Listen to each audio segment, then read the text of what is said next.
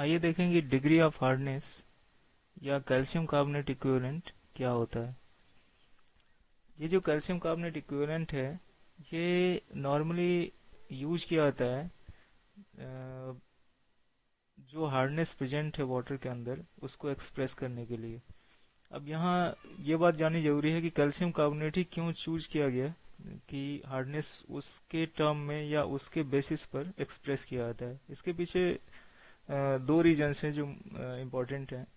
वो ये है कि this is the most insoluble salt. जैसे कि आपने देखा होगा कि इससे पहले कि जो टेम्पररी हार्डनेस है वो कार्बोनेट्स के फॉर्म में सेपरेट हो जाते हैं। ये मोस्ट इनसॉल्युबल सॉल्ट है जो कि पाया जाता है जब हम उसको प्रेसिपिटेट करते हैं किसी भी जो हार्डनेस प्रेजेंट रहता है उस सिस्टम में। तो और उसके उससे और जो दूसरा रीजन है वो ये है कि इसका जो मॉलिक्यूलर वेट है वो 100 है, और मॉलिक्यूलर वेट 100 होने से जो कैलकुलेशंस होते हैं वो इजी हो जाते हैं। अगर हम इसके टर्म में अगर हार्डनेस को प्रेजेंट करें तो जो कैलकुलेशंस होगा वो एक मल्टीप्लिकेशन फैक्टर फॉर्म में वो ज़्यादा इजी होगा कैलकुलेट करने में हार्डनेस को। तो ये जो दो रीजंस हैं इसके लिए हम कैल्शियम कार्बोनेट को चूज करते हैं हार्डनेस को एक्सप्रेस करने के लिए। तो ये जो अब कैल्शियम कार्बोनेट इक्विवेलेंट क्या है कि कैल्शियम कोई हार्डनेस जो प्रेजेंट है वाटर में वो किस रेशियो में रिएक्ट करेगा सोप के साथ, इसी को हम एक बैलेंस फॉर्म में कैल्शियम कार्बोनेट के टर्म में बता देते हैं कि कैल्शियम कार्बोनेट अगर उसकी जगह पे होता है तो वो कितने अमाउंट में लगता है उसमें। तो ये जो टर्म है तो उससे अगर हम कैल्शियम कार्बोनेट इक्विवेलेंट को डिफाइन करना होगा, जैसे कि यहाँ हम देख रहे हैं calcium carbonate equivalent this is equal to mass of the hardness producing substance. वो जो हार्डनेस प्रोड्यूसिंग सब्सटेंस हमने लिया है वो कितने ग्राम्स है उसमें प्रेजेंट। उसके अलावा इसको मल्टीप्लाई करते हैं हम एक मल्टीप्लिकेशन फैक्टर से, और ये जो मल्टीप्लिकेशन फैक्टर है ये डिपेंड करता है इन दोनों के जो हार्डनेस प्रोड्यूसिंग सब्सटेंस हमने लिया है और कैल्शियम कार्बोनेट इन दोनों के रेशियोज पे। तो अब जैसे कि यहाँ हम देख सकते हैं कि मल्टीप्लिकेशन फैक्टर्स दिए हुए हैं। कैल्शियम बाई कार्बोनेट का जो मल्टीप्लिकेशन फैक्टर होगा वो 100/162। ये जो 100 है ये 100 वाला टर्म जो सभी में आया हुआ है ये कैल्शियम कार्बोनेट के लिए है। और ये जो नीचे जो टर्म 162 जो वेरी कर रहा है सभी में, ये टर्म है जो सब्सटेंस हमने लिया हुआ है जिसका कि हार्डनेस जिसके कारण हार्डनेस प्रोड्यूस हो रहा है वाटर में। तो ये जो मल्टीप्लिकेशन फैक्टर है ये चेंज करता है जैसे जैसे हम अ, ये सब्सटेंसेस के बारे में जानकारी लेते हैं कि calcium carbonate by carbonate present है अगर, कैल्शियम सल्फेट प्रेजेंट है अगर, या कैल्शियम क्लोराइड प्रेजेंट है उस हार्डनेस प्रोड्यूसिंग वाटर में। तो उसके बेसिस पर ये जो मल्टीप्लिकेशन फैक्टर होगा वो चेंज करेगा, और ये कितने ग्राम प्रेजेंट है इन दोनों को अगर हम मल्टीप्लाई कर दें तो उससे हमें ये पता लग जाएगा कि कितने वो जो हार्डनेस है वो कैल्शियम कार्बोनेट के टर्म में कितना है, जिसे हम कहते हैं कैल्शियम कार्बोनेट इक्विवेलेंट। और नॉर्मली जो भी हार्डनेस है वो कैल्शियम कार्बोनेट इक्विवेलेंट के ही टर्म में शो किया जाता है।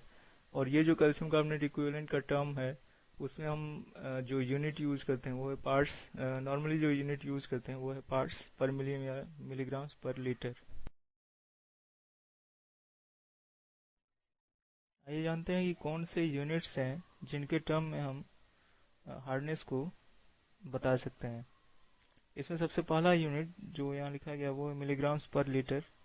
ये जो मिलीग्राम्स पर लीटर है ये बताता है कि कितने milligrams of calcium carbonate equivalent hardness present है 1 लीटर में। This is the amount of milligrams of calcium carbonate equivalent hardness present in 1 litre of water.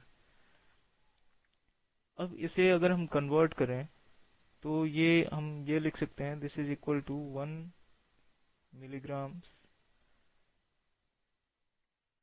of calcium carbonate equivalent hardness present in 1 litre को हम change कर सकते हैं 10⁶ milligrams of water.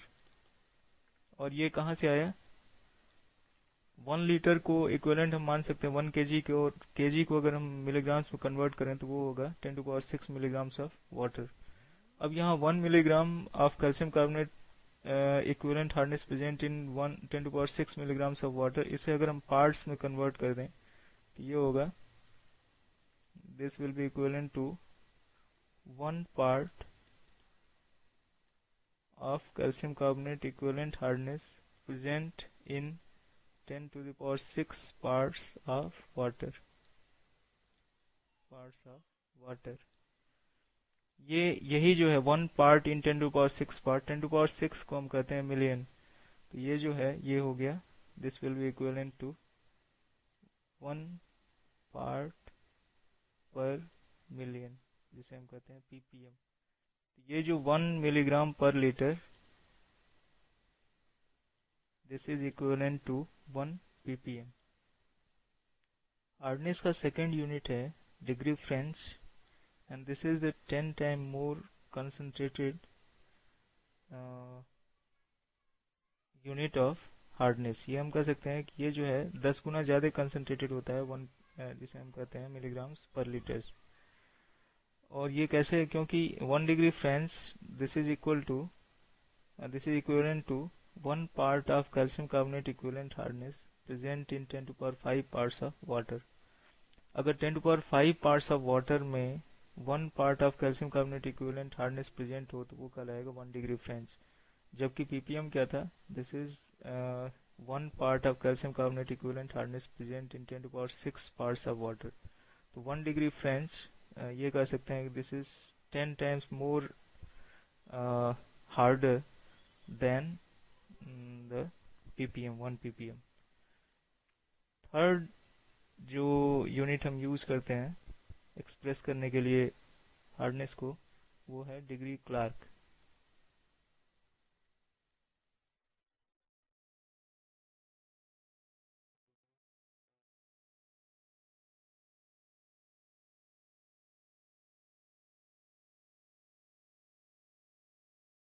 Degree Clark को हम define कर सकते हैं, 1 degree Clark will be equivalent to 1 part of calcium carbonate equivalent hardness present in 70,000 parts of water। तो ये जो यूनिट है ये और ज़्यादा हार्ड यूनिट है, जो कि मोर हार्ड सॉल्यूशन को एक्सप्रेस करता है, जिसमें 70,000 पार्ट्स ऑफ वाटर में 1 part of calcium carbonate equivalent hardness present रहता है। अब इन तीनों यूनिट्स को अगर हम देखें कि इनके बीच में इंटर रिलेशन क्या है, तो वो हमें मिलेगा कि the inter relation between ppm मिलीग्राम्स/लीटर, degree French and degree Clark is 10 ppm।